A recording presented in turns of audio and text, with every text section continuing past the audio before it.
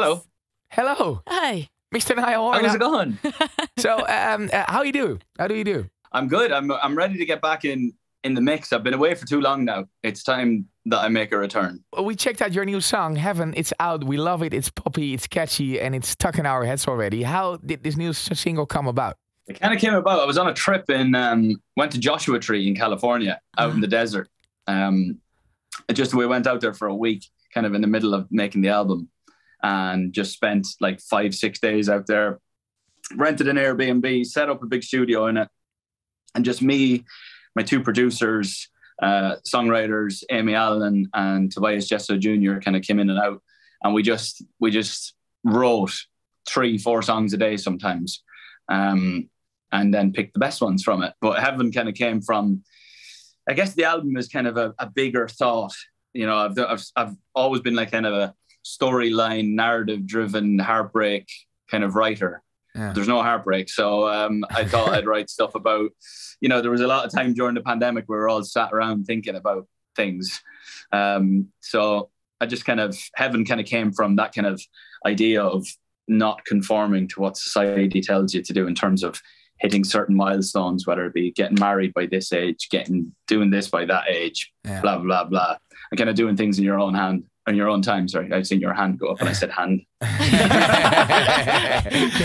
Did you feel that pressure? Yeah, there's no doubt. You know, when you're away for that long, I try when I'm doing it, when I'm in the process, I try not to feel the pressure. But I just really wanted to make first of all, I wanted to make like a solid group of songs, and then, you know, have a lead single that would, you know, connect with people at home on the radio and stuff like that. So, yeah, I definitely feel the pressure. You know, you spend a lot of time online listening to other people's music and going to gigs and stuff like that. And I think it was more of a jealousy thing, you know, seeing people doing great songs and winning awards and things like that. And I was like, I want to be part of that.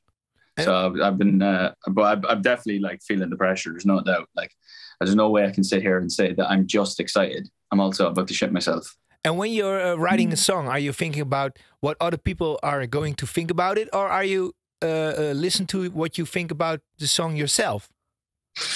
Yeah, well, when you're writing it, you have to think about yourself, you know, and what you think of the song. There's the only way. If I was to sit there and think about what everyone else thought as I was writing it, it'd be awful, because I'd overthink it. Like, Heaven was written probably in like an hour and a bit, you know. And if I'd stewed my brain on it, it would have taken ages to write, because I'd be thinking about trying to attach lyrics to other people's lives instead of thinking of my own thing. When the song's out, then that's when other people come into it and they can make it their own and stuff like that. But obviously the hope is to write the catchiest song you can. Like, there's no doubt about it. You don't sit there and try and write a song that people are going to hate. Well, you've been teasing us a lot. I think since January. Yeah. People are eating it and loving every crumb. How does it feel to receive such immediate feedback through all those comments, likes, everything on TikTok? Are you reading it? Yeah, no, I have been actually. It's especially when it's a good reaction. if it's not, I tend to put my phone in my pocket and forget about it. But the reaction has been amazing. Like, I gave the fans like a 30-second clip a couple of weeks ago. Yeah. And what they've done with that, like, I was just watching a TikTok dance, which I never thought would happen to any of my songs. You know, and like, people are writing second verses to the song and like all these different creative ideas that the fans have. It's just amazing to see this reaction. You know, you don't get to see it as immediate. Usually, like, when I would release music previously, and you know how it works because you work in radio, but you would release a song, you would tell them a week before it's going to come out, and then you would just go and do an interview with some of the radio stations, and then months later, you would feel the reaction. Now it's very much more, even before the song comes out, you feel the reaction. And is Heaven a pre-taste of what we can expect from your third album? Yeah, I think so. I think there's a couple that are in the same lane as Heaven. And then the others there's a lot of, as you would expect from me, a few ballads. Yeah, of course. I find it very easy to sit down with a guitar or sit at a piano and go nuts there and write ballads. So Heaven is a good pre-taste for that, yeah. Okay. And is there anything in terms of timing you can share with us regarding this new album? I tell no secrets. We want we want headlines, scoops. But we do. Scoops. It's the only reason you want me Of here. course. No. This is bullshit. What kind of artists do you like by yourself nowadays in 2023? Oh, God. Who do you like? Who do you listen to?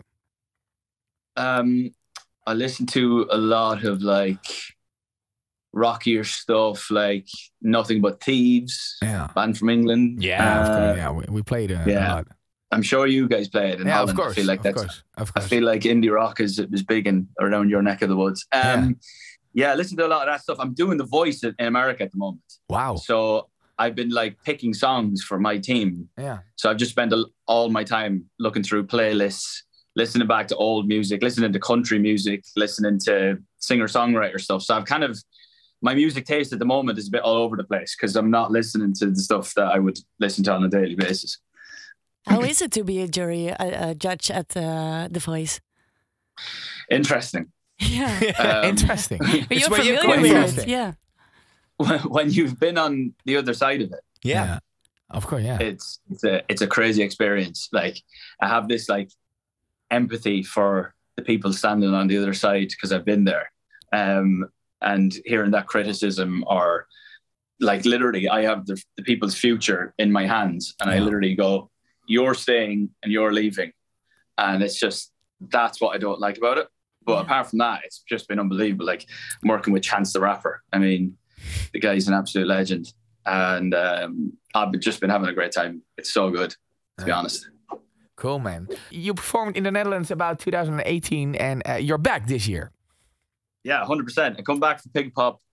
Like, from what I've gathered from every artist I've spoken to, Pink Pop is one of the best festivals in Europe from our standpoint. It is. So I'm very much looking forward to getting over. And I've always had like great memories in Holland, as you know. You've probably been part of quite a few. Yeah.